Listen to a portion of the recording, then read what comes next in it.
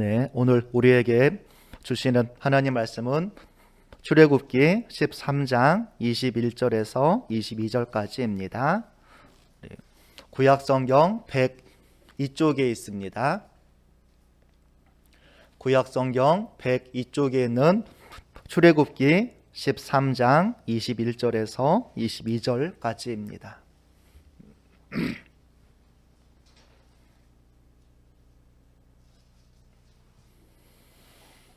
우리 같이 한 목소리로 봉독하시겠습니다.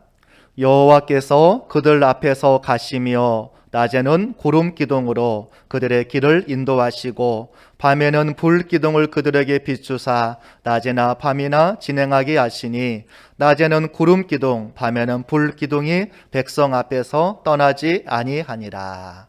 아멘.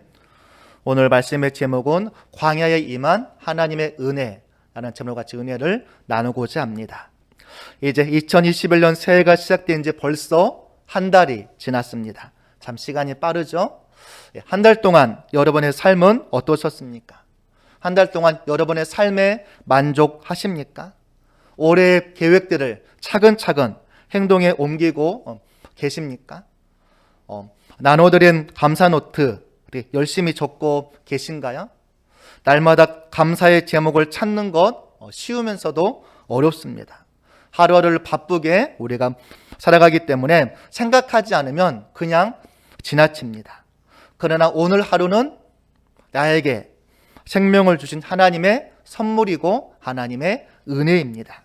그러게 은혜로 주신 하루 중에 내가 하나님께 감사할 내용이 무엇이 있나 정리하면서 하루를 마무리해 주시기 바랍니다. 또 교회 생활 카드를 보시면서 내가 날마다 말씀을 읽고 있는지, 또 내가 예배 자리에 잘 나아가고 있는지, 또 내가 날마다 매일매일 기도 생활은 잘 하고 있는지, 또 내가 매주마다 헌금 생활은 잘 하고 있는지, 또 내가 복음에 증인되는 선교와 전도에 얼마나 많은 관심을 갖고 있는지 꼼꼼히 체크하시면서 자신의 신앙을 날마다 점검해 주시기 바랍니다. 인생은 흔히 광야와 같다라고 얘기합니다. 광야하면 떠오르는 이미지가 무엇이 있습니까? 아무것도 없이 끝없이 펼쳐진 들판, 또 누구도 살지 않는 척박한 황무지가 생각납니다. 그래서 광야에는 무엇을 어디서부터 해야 될지 모르는 막막함이 있습니다. 또 하룻밤 사이에 바람이 불면 골짜기가 생기기도 하고 언덕이 생기기도 하는 등 하룻밤 사이에 어떠한 일이 일어날지 모르는 변화무쌍한 곳이 광야입니다. 또 물이 없기 때문에 나무 한 그루, 풀 한 포기, 사람 구경하기 힘든 고독하고 외로운 곳이 광야입니다. 반면에 밤낮에 기온차가 심해서 더위와 추위 때문에 생명을 잃기도 하고 정갈이나 독사 같은 이 맹독류가 있고 또 지나가는 사람들을 약탈하는 이 도적들이 많이 있는 위험한 곳이기도 합니다. 그래서 우리가 광야하면 떠오르는 이미지가 고난을 먼저 생각하게 되는 것입니다. 여러분의 가정생활이, 여러분의 직장생활이, 믿음생활이 광야와 같은 때를 걸을 때가 있습니다. 때로는 말씀대로 살기도 힘들고 기도하기도 어렵고 믿음을 지키기도 어렵고 하나님은 숨어 계시는 것만 같고 하나님은 나에게 아무런 도움도 주지 않는 것처럼 느껴질 때가 있습니다. 이제 내 인생은 끝났다. 나에게는 아무런 희망이 없다라고 생각이 들 때가 있으십니까? 열심으로 최선을 다했음에도 불구하고 점점 사업은 어려워지고 직장에서 인정은 받지 못하고 남편과 아내와 갈등은 심해지고 믿었던 자녀들마저도 실망감을 안겨주고 어디를 가나 위로받기보다 상처받고 낙심하게 만드는 모든 환경들이 광야와 같다라고도 이야기할 수 있습니다. 때로는 내가 큰 맘 먹고 다시 한번 믿음 생활을 열심히 해보려고 몸부림 치는데 하나님마저도 아무런 도움이 안 되는 것 같은 절망을 느끼기도 합니다. 그러나 이럴 때 우리는 하나님을 바라보아야 되고 하나님께서 주시는 말씀에 귀를 기울여야 하는 것입니다. 성경에 나오는 많은 사람들도 이미 대부분 광야와 같은 삶이 있었습니다. 그때 그들은 어떻게 했을까요? 광야에서 하나님을 찾고 하나님을 만나는 축복이 있었습니다. 모세는 미디안 광야에서, 다윗은 양을 치는 들판에서, 엘리야는 갈멜산에서, 요나는 물고기 뱃속에서, 가늠하던 여인은 현장에서 하나님을 만납니다. 그들은 광야에서 하나님을 만남으로 이전에 경험하지 못했던 하나님의 놀라운 은혜를 체험함으로 다시 하나님의 사람으로 변화되어지고 헌신자들이 될 수가 있었던 것입니다. 폴 투르니에라는 스위스의 내과 의사이자 정신의학자, 기독교 심리학자가 있습니다. 아버지는 태어난 지 3개월 만에 돌아가셨고 어머니는 6살 때 돌아가셔서 혼자 외롭고 고독한 생활을 하게 됩니다. 그러나 이 만남을 통해서 자기의 자폐 성향을 극복하고 의학을 공부합니다. 의술만 강조하던 시기에 의술과 사람에 대한 이해와 종교가 결합이 되어야만 온전한 치유가 이루어질 수 있다는 인격의학을 내세웠고 수많은 환자들이 자신의 문제를 해결할수록 도와주었습니다. 어느 날 이 투르니에게 노년의 출판사로부터 책을 집필해달라는 부탁을 받습니다. 그래서 이 투르니에가 86세에 책을 집필합니다. 그 책 이름이 모험으로 사는 인생이라는 책입니다. 이 책의 내용을 보면 우리가 하는 모든 일들이 정체되지 않고 왜 더 앞으로 나아가지 못할까? 왜 많은 사람들이 안정된 환경에 처하면 거기에만 만족하고 머물러 있을까? 여기에는 변화에 대한 두려움, 미래에 대한 두려움, 환경에 대한 두려움이 있기 때문이라고 얘기합니다. 반면에 모험으로 사는 인생은 미래나 새로운 환경을 두려워하기보다 오히려 기대감과 새로운 의욕으로 도전하는 것을 말합니다. 그렇다면 이런 모험으로 사는 인생은 어디에 기반을 두고 있느냐? 투르니에는 하나님과 예수 그리스도에게 기반을 둔 삶이다라고 얘기합니다. 어디로 가게 될지, 어디로 가야 할지 모르는 환경이지만 나를 지으신 하나님이, 나보다 나를 더 잘하신 하나님께서 나에게 가장 좋은 길로 인도하실 줄을 믿고 하나님의 말씀을 읽으며 하나님과 대화하는 가운데 풍요로운 인생을 살게 될 것이다 라고 얘기하고 있습니다. 이 책의 내용 가운데 일부를 보면 하나님이 우주를 창조하신 것도 모험이다. 그런데 당신의 형상을 닮은 인간을 만드신 것은 더 큰 모험이었다. 하나님은 인간에게 당신의 생기를 불어넣으시고 무엇보다도 자유의지를 허락하셨다. 인간에게 자유를 주었다는 것은 하나님과 동행할 수도 있지만 그렇지 않을 수도 있다는 것을 의미한다. 이처럼 위험성이 크다는 것을 알면서도 인간에게 자유를 주신 것은 자유로운 존재만이 참다운 사랑을 할 수 있기 때문이다. 만약 인간이 오직 하나님만 바라보도록 창조되었다면 그것은 로봇에 불과할 뿐이다. 그러나 인간은 하나님이 아닌 사탄의 길을 쫓아갔다. 인간은 자신이 주인이 되어 살아가면서 수많은 죄의 역사를 만들어갔다. 그래서 하나님은 더 큰 모험을 강행하신다. 바로 자기의 하나밖에 없는 예수 그리스도를 이 땅에 보내셔서 하나님을 떠나 죄악 가운데 살아가는 인간을 구원하려고 하신 것이다 라는 책의 내용이 있습니다. 이 책을 통해서 제가 생각하게 된 부분은 우리 인생이 광야와 같지만 내 힘으로 달려가는 모험이 아니라 하나님이라는 명지휘자가 나에게 있음을 믿고 그분의 지휘에 맞춰서 이 모험을 시작한다면 어떨까?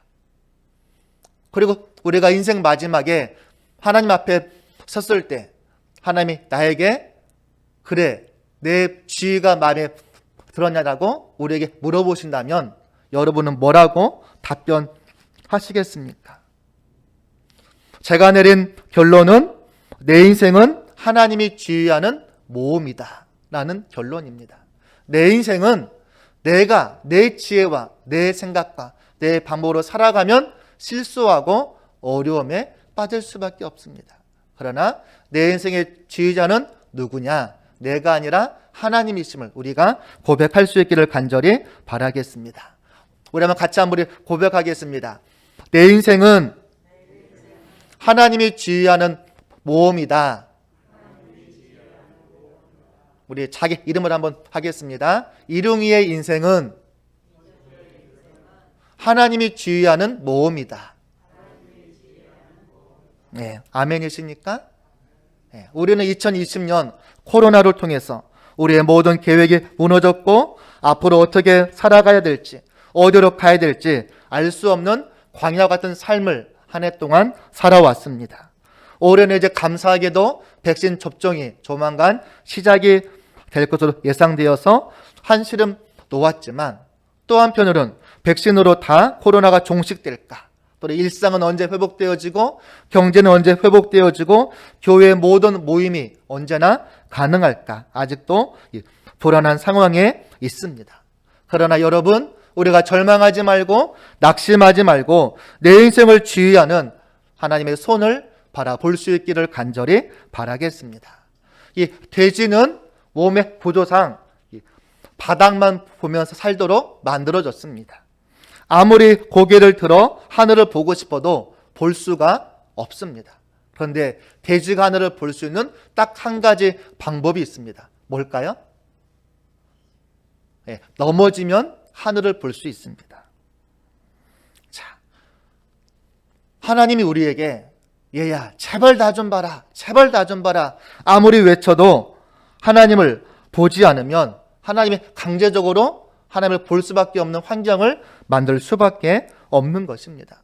왜냐하면 하나님 안에 거할 때 참된 인생의 만족, 기쁨, 행복이 있는데 그것을 모르고 하나님을 보지 않으면 하나님이 강제적으로 하나님을 보도록 우리를 만들어 가실 수 있게 믿음의 눈을 들어서 주님을 바라보시며 나아갈 수 있기를 간절히 바라겠습니다. 오늘 말씀은 이스라엘 백성들이 하나님의 역사로 애굽에서 해방되었습니다. 그러나 광야로 나옵니다. 어디로 가야 될지 또 하루하루마다 아무것도 없는 광야에서 날마다 이 의식주를 어떻게 해결할지 막막한 환경입니다. 이때 하나님께서 이스라엘 백성들을 어떻게 인도하셨는지 보여주는 말씀 바로 오늘 본문의 내용입니다. 이스라엘 백성들을 인도하셨던 하나님께서 오늘 광야 같은 우리의 삶도 하나님의 섭리와 뜻대로 인도하심을 믿고 우리가 오늘 말씀을 통해서 하나님의 역사하심이 무엇인지 우리가 발견하며 나아가기를 원합니다. 첫 번째로는 하나님은 나는 너를 인도할 것이다 라고 우리에게 말씀하고 있습니다. 오늘 말씀 21절에 보면 낮에는 구름기둥, 밤에는 불기둥이 나타나서 그들의 길을 인도했다 라고 나옵니다. 구름기둥과 불기둥의 역할 중 하나는 길이 없고 이정표도 없고 어디로 가야 될지 모르는 이스라엘 백성들의 길을 인도하는 인도자였던 것입니다. 그런데 그 주어가 누구입니까? 21절 맨 앞에 보면 여호와께서라고 말합니다. 하나님께서, 즉 하나님은 구름기둥과 불기둥을 통해서 이스라엘 백성들과 함께 하셨고 그들을 인도하심을 보여주고 있는 것입니다. 출애굽기 40장 36절 이하에 보면 구름이 성막 위에서 떠오를 때에는 이스라엘 자손이 그 모든 행진하는 길에 앞으로 나아갔고 구름이 떠오르지 않을 때에는 떠오르는 날까지 나아가지 아니하였으며 라고 말씀하고 있습니다. 이 말은 뭐냐면 구름이나 불이 성막 위로 떠오르면 이동하라는 하나님의 신호로 여겼고 떠오르지 않으면 한 달이고 1년이고 거기에 머물러 있었다는 이야기입니다. 우리가 진정으로 하나님의 인도하심을 맛보려면 내 생각과 내 계획을 다 내려놓고 하나님께 우리의 삶을 온전히 맡겨야 함을 보여주는 것입니다. 주님께서 가라 하는 데까지만 가고 주님이 멈추라 하는 곳에서 멈추면 되는 것입니다. 예수님보다 앞서지 않고 예수님과 이 보폭을 맞추며 걸어가는 것이 인생의 광야를 지나가는 방법이라고 말씀하고 있습니다. 지금도 하나님께서 여러분에게 불기둥과 구름기둥으로 인도하심을 믿으십니까? 우리의 믿음의 눈이 열려서 그 하나님의 불기둥, 구름기둥 같은 인도하심을 바라볼 수 있기를 간절히 바라겠습니다. 시편 37편 5절에 보면 내 길을 여호와께 맡기라. 그를 의지하면 그가 이루시고 라고 말씀하고 있습니다. 여러분의 길을 하나님께 맡기지 않으면 광야와 같은 세상에서 이리저리 방황하고 인생만 낭비할 뿐인 것입니다. 그런데 감사하게도 하나님께서 우리에게 말씀하시기를 내가 너를 불기둥과 구름기둥으로 인도할 것이다. 내가 너를 도와줄 것이다. 내가 너를 이끌어 줄 것이다. 내 길을 나에게 맡겨라. 나를 신뢰하라. 두려워하지 말라. 라고 말씀하고 있는 것입니다.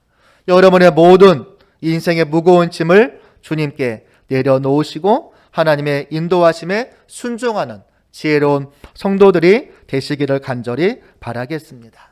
두 번째로는 하나님은 22절에서 내가 너를 보호할 것이다 라고 말씀합니다. 22절에 보니까 낮에는 구름기둥 밤에는 불기둥이 백성 앞에서 떠나지 아니하니라 라고 말씀하고 있습니다. 낮에는 구름기둥, 낮에 뜨거운 태양의 열기로부터 보호받고 밤에는 불기둥, 밤에 영화의 추위 같은 추위로부터 살아남으려면 불기둥이 필요한데 22절의 핵심은 떠나지 않는다라고 말씀하고 있습니다. 우리를 떠나지 않으시고 우리와 함께 하시면서 우리의 모든 필요를 아시는 하나님께서 우리의 모든 삶을 채워주심을 너희가 경험하라는 것입니다. 히브리서 13장 5절에 보면 내가 결코 너희를 버리지 아니하고 너희를 떠나지 아니하리라 라고 말씀하고 있습니다.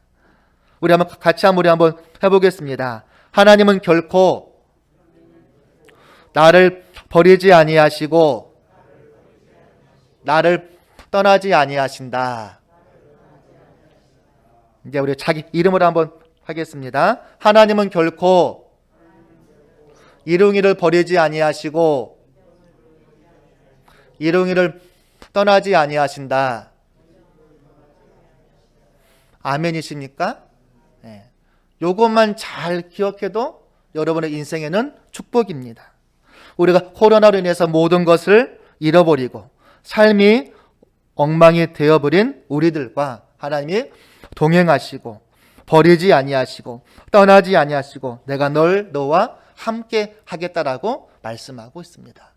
이스라엘 백성과 함께한 저들의 삶의 결과가 무엇입니까? 신명기 8장 4절에 보면 이 40년 동안에 내 의복이 헤어지지 아니하고 내 발이 부릅뜨지 아니하였다라고 말합니다. 40년 동안에 의복이 헤어지지 아니하고 발이 부릅뜨지 않는 것은 절대로 일어날 수 없는 일입니다. 그런 하나님의 초자연적인 보호하심과 인도하심으로 인해서 그런 일들이 일어난다는 이야기입니다. 코로나가 언제 안정이 될지, 다시 예전 같은 일상을 언제나 회복할지 아무도 예상할 수 없는 광야 같은 길을 우리가 걸어가고 있습니다. 이 길에서 여러분은 어떠십니까? 행복하십니까? 아니면 힘드십니까? 아니면 어떻게 하면 내가 좀 더 좋은 모습으로 나아갈 수 있을까 고민이 많으십니까? 오늘 저희가 헌금 찬양할 찬송가 414장 내 평생에 가는 길, 이 찬양의 작사가는 스페포드라는 교수님이십니다. 이 교수님이 1873년도에 미국의 필라델피아에서 국제회의를 마치고 많은 사람이 다시 자기의 고국으로 돌아가기 위해서 프랑스 역에서는 비르드 아베르라는 배를 탔습니다. 거기에는 이 스페포드 교수의 부인과 4명의 딸이 탔습니다. 원래 스페포드 교수도 같이 탈 예정이었으나 얼마 전 시카고에 대화재가 일어나서 자기의 모든 재산이 다 불타버렸고 그가 회개를 맡았던 교회도 불타서 교회 건물의 복구와 또 자기의 사업 문제로 같이 타지 못했습니다. 이 여객선이 일주일간 순항하다가 영국의 철갑선 로키안과 정면으로 부딪히면서 226명의 목숨과 함께 바다에 가라앉았습니다. 스페포드의 4딸도 익사하고 그의 부인만 구조가 되었습니다. 스페포드의 부인은 남편에게 혼자만 구조되었음이라는 정보를 보냈습니다. 이 소식을 들은 스페포드는 정신이 아찔하고 가슴이 무너지는 것 같았습니다. 아내를 데리러 배를 타고 가다가 자녀들이 침몰한 근처에 다다르자 감정이 격해진 채 하나님께 따지기 시작합니다. 누구보다도 하나님을 사랑하는 저에게 어찌하여 그토록 큰 시련을 주십니까? 저의 많은 재산도 다 쓸어가시고 무엇이 부족하여 사랑하는 아이들마저도 데려가십니까? 하나님이 진정 살아 계신다면 어찌 그리도 가혹하십니까? 새벽까지 울부짖으며 마음속에서 일어났던 심한 갈등, 의심, 불안, 공포는 꼬리에 꼬리를 물기 시작합니다. 그런데 어느 순간 세상이 줄 수 없는 그동안 느껴보지 못했던 평안함이 그의 마음을 감싸안기 시작합니다. 그리고 그의 입에서 내 영혼 편하다라는 고백을 하게 됩니다. 스페포드는 나의 상태를 그리스도가 알고 계시며 주님이 흘리신 보혈이 내 영혼을 위해서 흘렸다라는 확신을 갖게 되고 신앙의 고백의 가사를 쓴 것이 찬송가 413장의 가사입니다. 제가 한번 찬송가 가사를 불러드리겠습니다. 내 평생에 가는 길을 순탄하여 늘 잔잔한 강 같든지 큰 풍파는 무섭고 어렵든지 나의 영혼은 늘 편하다. 저 마귀는 우리를 삼키려고 입 벌리고 달려와도 주 예수는 우리의 대장되니 끝내 싸워서 이기겠네. 내 지은 죄 주홍빛 같더라도 주 예수께 다 아뢰면 그 십자가 피로써 다 씻으사 흰 눈보다 더 정하겠네. 저 공중에 구름이 일어나며 큰 나팔이 물려날 때 주오셔서 세상을 심판해도 나의 영혼은 겁 없겠네. 내 영혼 평안해, 내 영혼 평안해 라는 찬양의 가사입니다. 지금 광야의 길을 걷고 있는 성도님들이 계십니까? 그렇다면 내 인생 모험의 지휘자신 하나님만을 바라보시고 모든 걸 하나님의 손에 맡기시기 바랍니다.